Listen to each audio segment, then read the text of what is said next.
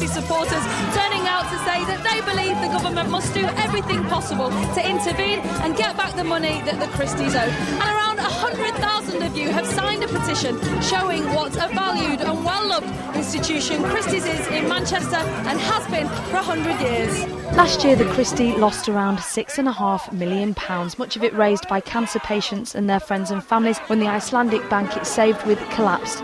Tomorrow, supporters will take their petition to Downing Street and ask the government to put pressure on the Financial Services Compensation Scheme to refund the money. When I listened to the arguments that were put forward by the Christie about how they had invested this money in good faith with proper legal and financial advice, to be honest with you, I wanted to think for a couple of seconds that this was the sort of campaign that we have to get behind. Well, on the rally today is Kath, who lost her son to cancer in November, and he was cared for at the Christie. How important was it for your family? It was very important because Christie's was such a welcoming place. Chris was so well looked after by all the nurses and staff and doctors, and we were always made to feel welcome to come and go whenever we went. We spent most of the time with him actually in the hospital, and it was just really nice to feel that we were in a place where we could be comfortable with Chris.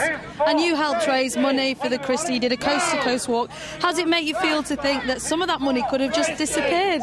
Makes me feel very angry to think that the money that people have contributed to us so generously could actually be lost, like the money that we're trying to claim back. So I feel extremely angry that we have to spend this time trying to get our money back that we actually need, the people have given so generously. And so hopefully this petition will make a difference. The petition will, of course, be making its way to Downing Street tomorrow, and Channel M will be following it down to London. Nina Warhurst, Channel M News.